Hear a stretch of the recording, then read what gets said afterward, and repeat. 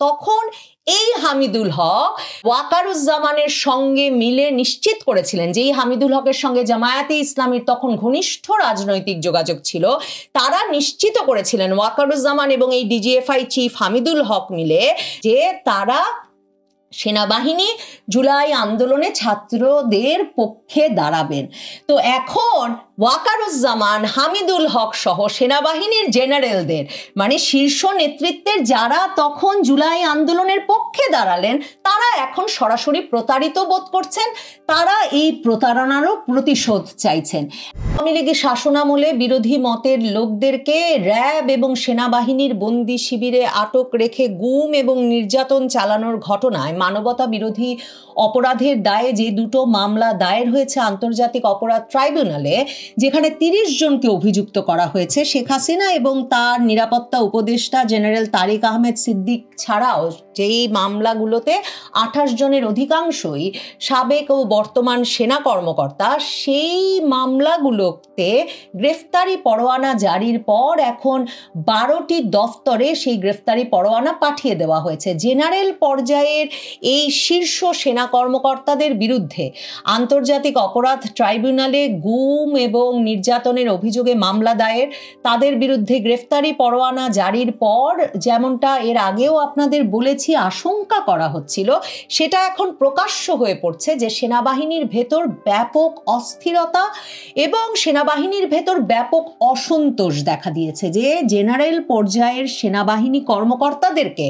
আগস্টের পর নানান অভিযোগে বরখাস্ত করে শুধুমাত্র যথেষ্ট শাস্তি দেওয়া হচ্ছে বলে মনে করা হচ্ছে না, বরং আন্তর্জাতিক অপরাধ ট্রাইব্যুনালে বিচারের মুখোমুখি করার ব্যবস্থা করা হয়েছে। সেটাতে সেনাবাহিনীর ভেতর একেবারে বড় ধরনের ক্ষোভ সৃষ্টি হয়েছে বলে এখন পিনাকি ভট্টাচার্য ফেসবুকে স্ট্যাটাস দিয়ে প্রধান উপদেষ্টার প্রতি আহ্বান জানাচ্ছেন যাতে তিনি জরুরি ভিত্তিতে দেশবাসীকে সেনাবাহিনীর ভেতরে অস্থিরতার বিপদ সম্পর্কে অবহিত করেন। আপনারা জানেন পিনাকি ভট্টাচার্য, ইলিয়াস হোসেন, কনক সারোয়ার সহ সাবেক সেনা কর্মকর্তাদের একটা বিরাট অংশ সামাজিক যোগাযোগ মাধ্যমে আগস্টের পর থেকেই বড় ধরনের একটা অ্যাক্টিভিজম আন্দোলন চালিয়ে আসছিলেন যাতে শেখ হাসিনার আমলের আয়নাঘর পরিচালনা, বন্দি শিবির পরিচালনা, গুম করার জন্য দায়ী চিহ্নিত করে বিশেষ করে ডিজিএফআই এর কর্মকর্তারা সহ সাবেক মানে সেনা কর্মকর্তাদের ওপর মামলা দায়ের করা হয় এবং সেই ধারাবাহিকতাতেই কিন্তু 5 জন সাবেক মহাপরিচালক ডিজিএফআই এর তাদের বিরুদ্ধেও মামলা দায়ের করা হয়েছে। এখন পিনাকি ভট্টাচার্য লিখছেন, তার ফেসবুক স্ট্যাটাস দিয়েছেন, প্রিয় দেশবাসী সতর্ক থাকুন, সশস্ত্র বাহিনীর শীর্ষ নেতৃত্ব বিপজ্জনক আচরণ করছেন। গতকাল বুধবার আন্তর্জাতিক অপরাধ ট্রাইব্যুনালে ফ্যাসিস্ট আওয়ামী শাসনামলে সরকার বিরোধী মানুষদের খুন, গুম ও নির্যাতনের ঘটনায় ডিজিএফআই এর সাবেক 5 ডিজির বিরুদ্ধে আনুষ্ঠানিক অভিযোগ দাখিল করে তা আমলে নেওয়ায় এবং আসামিদের বিরুদ্ধে গ্রেফতারি পরোয়ানা জারির আবেদন করা হয়েছে। জেনারেল পর্যায়ের শীর্ষ অফিসারদের বিরুদ্ধে মামলা করায় এতে সশস্ত্র বাহিনীর জেনারেলরা খুবই গোস্বা করেছে। আজ সেনাবাহিনীর মানে বৃহস্পতিবারে সেনাবাহিনীর টপ অফিসারদের জরুরি সম্মেলন বসেছে। সেনাপ্রধান জেনারেল ওয়াকারুজ্জামান সহ 56 জন জেনারেলি মানে সেনাবাহিনীর 56 জন জেনারেলি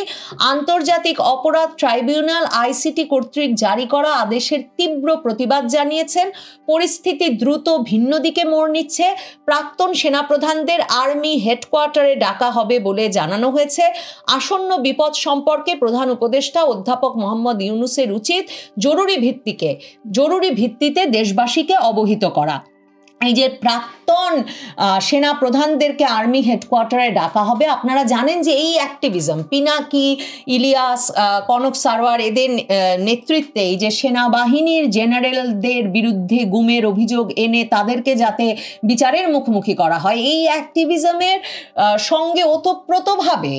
যে সাবেক সেনা কর্মকর্তারা জড়িয়েছিলেন তাদের মধ্যে একজন শীর্ষস্থানীয় যে সেনা কর্মকর্তা জড়িত ছিলেন তিনি ইকবাল করিম ভূঁইয়া, সাবেক সেনা সেনা কর্মকর্তা এবং তিনি কিন্তু শেখ হাসিনার আমলেই সেনা প্রধান হিসেবে দায়িত্ব পালন করেছেন। তিনি সম্প্রতি গুম কমিশনে গিয়ে সাক্ষ্য দিয়ে এসেছেন এবং তিনিও অত্যন্ত সোচ্চার ছিলেন যে সেনা কর্মকর্তাদের বিরুদ্ধেও যাতে ব্যবস্থা নেওয়া হয়, এবং তিনি গুম কমিশনে সাক্ষ্য দিয়ে এসে ফেসবুকে স্ট্যাটাস দিয়েও বলেছিলেন যে বিগত বছরগুলোতে জ্ঞাত বা অজ্ঞাত স্থানে বলপূর্বক গুম হওয়া ব্যক্তিদের সন্ধান ও তাদের শনাক্ত করা, কোন পরিস্থিতিতে গুম হয়েছিলেন তার নির্ধারণ করা প্রয়োজন। সেই উদ্দেশ্যে গুমের শিকার ব্যক্তিদের পরিবারের সদস্য সহ কোনো ব্যক্তি, সংস্থা বা প্রতিষ্ঠানের কাছে থাকা তথ্য ও প্রমাণাদি সরবরাহ করে গুম সংক্রান্ত কমিশনের কার্যক্রমকে বেগবান করা সকলের দায়িত্ব। গুম সংক্রান্ত কমিশন ফর এনকোয়ারির এমন গুরুত্বপূর্ণ কাজের সহযোগিতার জন্য জড়িত সব পক্ষ, ব্যক্তি ও চাকরিরত বা অবসরপ্রাপ্ত কর্মকর্তাকে স্বেচ্ছায় এগিয়ে আসা উচিত। এখন তিনি কি সত্যি আন্তর্জাতিক অপরাধ ট্রাইব্যুনালেও বিচার চান কিনা ঢালাওভাবে সকল ডিজিএফআই কর্মকর্তার কিংবা র্যাবের সঙ্গে জড়িত সকল সাবেক কর্মকর্তার, সেটা একটা প্রশ্ন বটে। কিন্তু এই ইকবাল করিম ভূঁইয়া সহ সাবেক সেনা কর্মকর্তারা, শীর্ষস্থানীয় সেনা কর্মকর্তারা, ব্রিগেডিয়ার সাখাওয়াত, তারপর খালেদা জিয়ার যিনি মানে নিরাপত্তা উপদেষ্টা হিসেবে আছেন, এই সাবেক সেনা কর্মকর্তারা কিন্তু অত্যন্ত গুরুত্বপূর্ণ ভূমিকা পালন করেছেন। এমনকি জুলাই আগস্টের আন্দোলনেও তখন তাদেরকে রীতিমতো মানে রাস্তায় নামতে দেখা গেছে। ফেসবুকে তো স্ট্যাটাস দিয়েছেন, প্রোফাইল লাল করেছেনই, রাস্তায় নেমেছেন তারা, এবং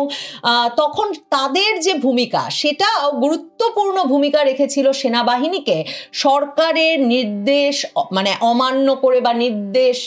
না মান্য করে মানে জুলাই আগস্ট আন্দোলনের পক্ষে দাঁড়াতে এবং জুলাই আগস্ট আন্দোলন দমনে আর কোনো ভূমিকা না রাখতে, সেটা এখন একরকমের মানে নথিবদ্ধ সত্য। দেখেন, এই যে সাবেক সেনাপ্রধানদেরকে আর্মি হেডকোয়ার্টারে ডাকা হচ্ছে, এমনকি যেই অভিযোগের ভিত্তিতে এই সেনা কর্মকর্তাদেরকে আন্তর্জাতিক অপরাধ ট্রাইব্যুনালের মামলায় অভিযুক্ত করা হলো এবং গ্রেফতারি পরোয়ানা জারি হলো, যেই গ্রেফতারি পরোয়ানা আজকে বাহিনীগুলোর 12টি দফতরে পাঠিয়েও দেওয়া হয়েছে। দেখেন, সেখানেও কিন্তু একজন সাবেক সেনা কর্মকর্তা আছেন, গোলাম আজম পুত্র ব্রিগেডিয়ার জেনারেল আজমি। তিনি ওই অভিযোগ দাখিলকারীদের অন্যতম, যিনি বলেছেন যে তাকে দীর্ঘ কয়েক বছর ধরে এই সেনাবাহিনী পরিচালিত আয়নাঘরে আটক রাখা হয়েছিল এবং 2024-এর 5ই আগস্টের পর তিনি, গোলাম আজম পুত্র brigadier general Azmi, barrister Arman, Jamaat নেতা মীর কাশেম আলীর ছেলে এবং বিএনপি নেতা সালাউদ্দিন কাদের চৌধুরীর ছেলে হুম্মাম কাদের চৌধুরী, আর পার্বত্য চট্টগ্রামের বিচ্ছিন্নতাবাদী সশস্ত্র গোষ্ঠী ইউপিডিএফ এর নেতা মাইকেল চাকমা, এই 4 জন বেরিয়ে এসে বলেন যে তারা আয়নাঘরে দীর্ঘ সময় আটক ছিলেন এবং তারা কিন্তু এই মামলাগুলোর মূল অভিযোগকারী এবং মূল সাক্ষ্য। কাজেই এই পুরো মানে এই জটিল এবং মানে স্পর্শকাতর পরিস্থিতিটা সামাল দিতে হচ্ছে সেনাবাহিনীকে, যেখানে একজন সাবেক সেনাপ্রধান ইকবাল করিম ভূঁইয়া বিচার চাইছেন, যিনি নিজেও শেখ হাসিনার শাসনামলে সেনাপ্রধান ছিলেন, যেখানে ব্রিগেডিয়ার জেনারেল মানে জেনারেল পর্যায়ের একজন সেনা কর্মকর্তা নিজে বলছেন যে তিনি আয়নাঘরে বন্দি দশায় ছিলেন, নির্যাতনের শিকার হয়েছেন, তিনি বিচার চাইছেন। আবার যারা এখন জেনারেল পদমর্যাদায় আছেন তারা মনে করছেন যে সেনা কর্মকর্তাদেরকে এই যে আন্তর্জাতিক অপরাধ ট্রাইব্যুনালে যারা বেসামরিক সরকারের নির্দেশনায় কাজ করছিল সংস্থাগুলো, সেই কারণে দায়ী করে সেনাবাহিনীর শীর্ষ কর্মকর্তাদেরকে আদালতে বিচারের মুখোমুখি করা আর গ্রেফতারি পরোয়ানা জারি করা একটা দীর্ঘ সময় ধরে সেনাবাহিনীর সঙ্গে নির্বাহী বিভাগের সম্পর্কটাকে জটিল করে তুলবে, সেনাবাহিনীর সঙ্গে আস্থার সম্পর্ক চিরতরে শেষ করবে এবং সেনাবাহিনীর জুনিয়র অফিসাররা আসলে মানে এর ফলে সেনাবাহিনীর শৃঙ্খলা নষ্ট হবে। এবং যে কারণে সেপ্টেম্বরের শেষে এক স্টাডি পিরিয়ডে গিয়ে ওয়াকারুজ্জামান জুনিয়র অফিসারদের বলেন যে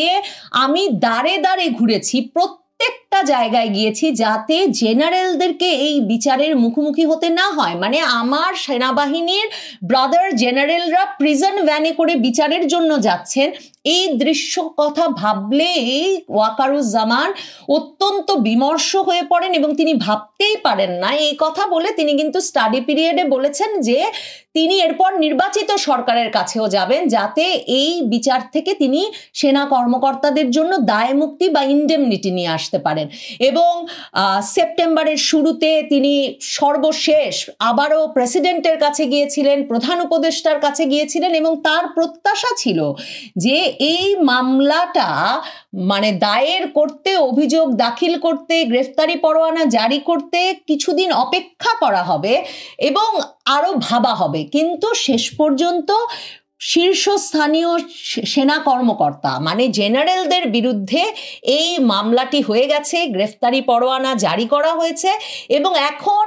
বর্তমান যে সেনা কর্মকর্তারা আছেন শীর্ষস্থানীয় 56 জন যে জেনারেল আছেন, তারা মনে করছেন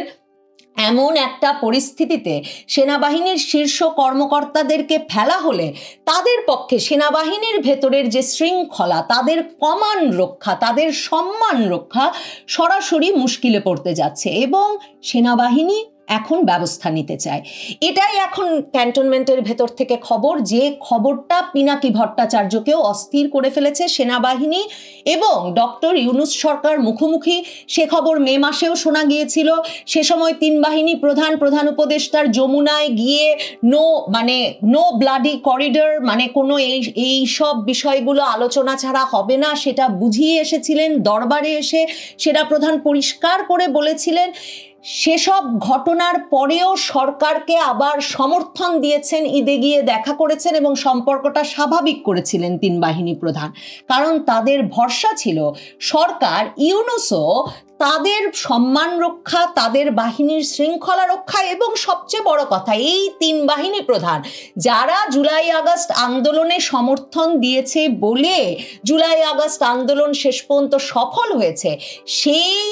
মানে তিন বাহিনী প্রধানের কমান্ড বজায় রাখা, মানে এই তিন বাহিনীর ভেতরের সেনাবাহিনী বিশেষ করে ভেতরে যে কমান্ড স্ট্রাকচার আছে, তাদের প্রত্যেকে যদি এই আন্দোলনটিকে সমর্থন না দিত, তাহলে যে এই আন্দোলনটি সফল হতো না শেষ পর্যন্ত, এবং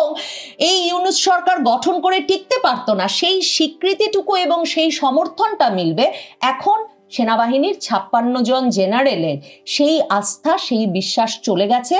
তারা এখন আবার জুলাইয়ে আগস্টে তারা যেমন রাজপথে থাকা, ফেসবুকে অ্যাক্টিভিজম করা সাবেক সেনাপ্রধানদেরকে ডেকেছিলেন, এখন নাকি আবার তারা আর্মি হেডকোয়ার্টারে ডাকছেন, পিনাকি ভট্টাচার্য সেটা বলছেন। কিন্তু সেনাবাহিনীর ভেতরকার জেনারেলদের মনোভাব অত্যন্ত বিরূপ বর্তমান সরকারের ওপর,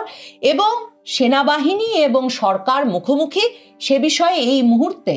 আর কোনো সন্দেহ নাই। দেখেন, এই যে হামিদুল হক ডিজিএফআই এর যে সর্বশেষ ডিজি ছিলেন, তার বিষয়ে এমনকি বণিক বার্তা একটা লেখা ছাপে, যেখানে তারা সরাসরি বলে যে মেজর জেনারেল হামিদুল হককে, যিনি সেপ্টেম্বরে যাকে বাধ্যতামূলক অবসরে পাঠালো সেনাবাহিনী, ডিজিএফআই এর চাকরিচ্যুত করে বাধ্যতামূলক ভাবে তাকে কাজ থেকে, দায়িত্ব থেকে সরিয়ে দেওয়া হলো, তো সেই হামিদুল হক সম্পর্কে বণিক বার্তা কিন্তু আগস্ট মাসের 1 তারিখে লেখে যে নিরাপত্তা ও রাজনৈতিক সূত্রগুলোর বরাতে জানা যায় ডিজিএফআই এর ডিজি থাকার সুবাদে মেজর জেনারেল অবসরপ্রাপ্ত হামিদুল হকের সঙ্গে রাজনৈতিক মহল, বিশেষ করে জামায়াতে ইসলামীর একটা অংশের ঘনিষ্ঠ যোগাযোগ ছিল। ছাত্র জনতার অভ্যুত্থান চলাকালে সেনাবাহিনীকে নিউট্রালাইজ রাখা বা অভ্যুত্থানের বিপক্ষে সক্রিয় না করার বিষয়েও জামাতের একটি অংশের সঙ্গে অনানুষ্ঠানিক যোগাযোগ ছিল হামিদুল হকের। বিভিন্ন সূত্র কিন্তু বলে এই ছাত্র নেতাদের কয়েকজন কিন্তু ডিজিএফআই এর নিরাপদ আশ্রয়ে এবং ডিজিএফআই এর গাড়ি করে সারা ঢাকা শহর ঘুরে বেড়াচ্ছিলেন, যখন তাদের নিরাপদ আশ্রয় অত্যন্ত গুরুত্বপূর্ণ ছিল। এবং বণিক বার্তা এই আগস্ট মাসের 1 তারিখের, মানে এই 2025-এর আগস্ট মাসের 1 তারিখের এই লেখায় স্পষ্টত বলে যে যখন ওয়াকারুজ্জামান সিদ্ধান্ত নেন তরুণদের সঙ্গে 3 তারিখের দরবারের পর যে সেনাবাহিনী সরকারের কথা মতো আর জুলাই আগস্ট আন্দোলনকে দমনে কোনো ভূমিকা রাখবে না, তখন একটা সেনাবাহিনীর ভেতর ওয়াকারুজ্জামানের পক্ষে তার নিয়ন্ত্রণ রাখা কিন্তু কঠিন হয়ে যাচ্ছিল, কারণ একটা অংশ চাইছিল ওয়াকারুজ্জামান সরকারের কমান্ড নির্দেশ মেনে জুলাই আন্দোলনের বিপক্ষে দাঁড়াক। তখন এই হামিদুল হক ওয়াকারুজ্জামানের সঙ্গে মিলে নিশ্চিত করেছে করেছিলেন, যেই হামিদুল হকের সঙ্গে জামায়াতে ইসলামীর তখন ঘনিষ্ঠ রাজনৈতিক যোগাযোগ ছিল, তারা নিশ্চিত করেছিলেন, ওয়াকারুজ্জামান এবং এই ডিজিএফআই চিফ হামিদুল হক মিলে, যে তারা সেনাবাহিনী জুলাই আন্দোলনে ছাত্রদের পক্ষে দাঁড়াবেন। তো এখন ওয়াকারুজ্জামান, হামিদুল হক সহ সেনাবাহিনীর জেনারেলদের, মানে শীর্ষ নেতৃত্বের যারা তখন জুলাই আন্দোলনের পক্ষে দাঁড়ালেন, তারা এখন সরাসরি প্রতারিত বোধ করছেন, তারা এই প্রতারণারও প্রতিশোধ চাইছেন। এমনকি এই হামিদুল হক সেপ্টেম্বরে চাকরি হারানোর আগ পর্যন্ত জানতেন না তিনি এতটা বিপদগ্রস্ত, কারণ বণিক বার্তা সরাসরি বলছে অন্তর্বর্তী সরকারের ঊর্ধ্বতন একজন, এমনকি মেজর জেনারেল অবসরপ্রাপ্ত হামিদুল হককে তখন রাষ্ট্র পুনর্গঠনে সহায়তারও অনুরোধ করেছিলেন। কাজেই এই যে যাদের সহায়তায় ছাত্র জনতার অভ্যুত্থানকে সফল করা হলো এবং শেখ হাসিনার পতন ঘটানো হলো, তারা যারা সেনাবাহিনীকে সেই সময় নিষ্ক্রিয় রাখলেন, মার্চ টু ঢাকা কর্মসূচিকে সফল করলেন, সেনাবাহিনীর নিয়ন্ত্রিত বিভিন্ন পয়েন্টগুলো খুলে দিয়ে, তাদের কথা যে এখন কর্ণপাত করছে না সরকার বা ইউনূস, সেটা ওয়াকারুজ্জামান সহ সেনা শীর্ষ নেতৃত্ব ভালো চোখে দেখছেন না। সেনাবাহিনীতে জেনারেলরা ক্ষেপে উঠেছেন, তারা একটা ব্যবস্থা গ্রহণ করতে চান ইউনূস সরকারের বিরুদ্ধে। পিনাকি ভট্টাচার্য বলছেন বটে যে প্রধান উপদেষ্টার সকলকে সাবধান করা উচিত এখনই, তবে আসন্ন বিপদ সম্পর্কে প্রধান উপদেষ্টা কি সত্যি সাবধান করার সময় পাবেন কিনা, সেই সিদ্ধান্ত আসলে আজকে আর্মি হেডকোয়ার্টারে বসে নিচ্ছেন এই জেনারেলেরাই।